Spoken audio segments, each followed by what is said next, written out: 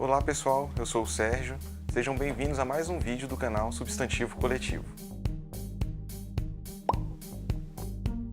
Como vimos no meu vídeo anterior sobre reforma trabalhista e emprego, que vai estar linkado em algum canto da tela, o Brasil passou por uma reforma trabalhista que coloca em xeque muitos dos dispositivos da CLT que protegem os trabalhadores e trabalhadoras de possíveis abusos patronais.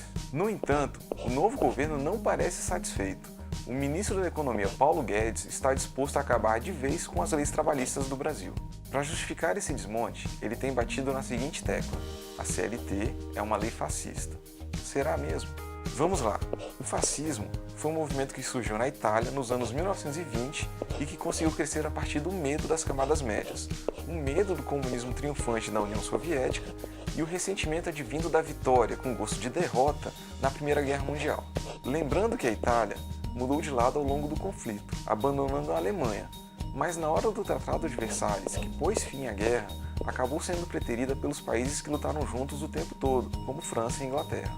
O fascismo tinha, sim, uma base operária, pois, como de praxe, foi a classe trabalhadora que pagou a conta da guerra, e isso foi muito explorado por Mussolini, que incentivou a sindicalização massiva, prometendo alguns direitos trabalhistas, apenas para aqueles que participavam dos sindicatos fascistas. Como forma de regular e controlar o trabalho, Mussolini criou a famosa Carta del Lavoro, que pensava o capital e o trabalho como um organismo único e harmônico. E o Vargas?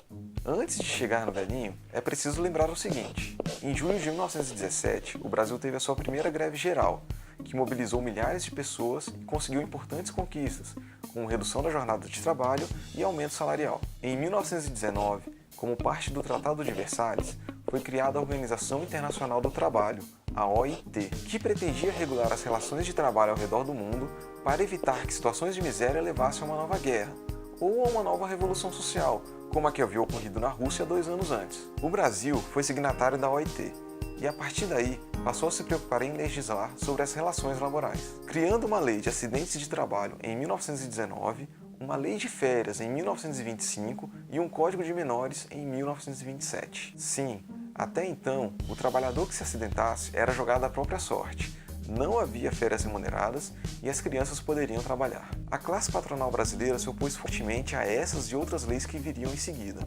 fazendo de tudo para dissuadir o Estado de criá-las, implementá-las ou fiscalizá-las. Quando Vargas assumiu, em 1930, ele estava pressionado pelo movimento operário de um lado e pela OIT do outro.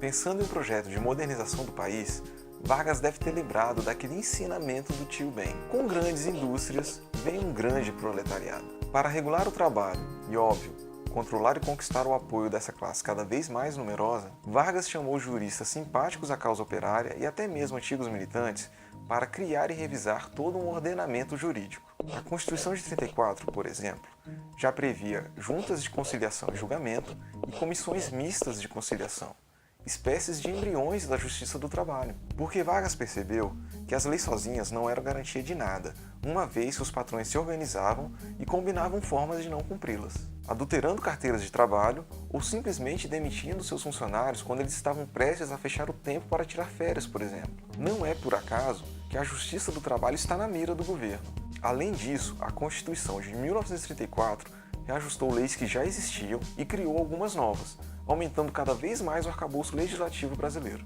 Em 1937, Vargas fecha o regime e inicia o Estado Novo, um governo sem dúvida alguma extremamente autoritário e até com algumas inspirações fascistas, especialmente no campo da propaganda. Porém, quando surge a CLT em 1943, o que ela faz é consolidar, como indica o C, as leis trabalhistas. Ela cria pouca coisa. Na verdade, o que faz é conferir unidade a todo um ordenamento jurídico que já vinha sendo gestado desde o final dos anos 1910. Ué, mas a Carta del Lavoro não serviu de inspiração? Gente, a Carta del Lavoro tem 30 artigos. A CLT original tem 921.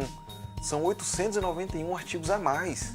Como é que uma coisa pode ter surgido da outra? Ah, mas a CLT é de 43, faz muito tempo. Praticamente nenhum artigo original da CLT está intacto. Ela sofreu alterações ao longo do tempo, justamente para se adequar às novas realidades do mundo do trabalho. É mentira que ela está caduca. A gente precisa ficar atento à maquiagem que o governo vem fazendo para retirar direitos dos trabalhadores e facilitar a vida dos grandes empresários. O afrouxamento das leis trabalhistas tende a aumentar a desigualdade social do Brasil, e o país já é um dos mais desiguais do mundo. E vamos combinar, É muito engraçado o Paulo Guedes enxergar fascismo na CLT e não em uma pessoa que é racista, homofóbica, xenófoba, pseudonacionalista e anticomunista, né? Então é isso, pessoal. Se vocês gostaram, compartilhem, comentem, deem o seu like e se inscrevam no nosso canal. A gente se encontra no próximo vídeo. Pensando em um projeto de...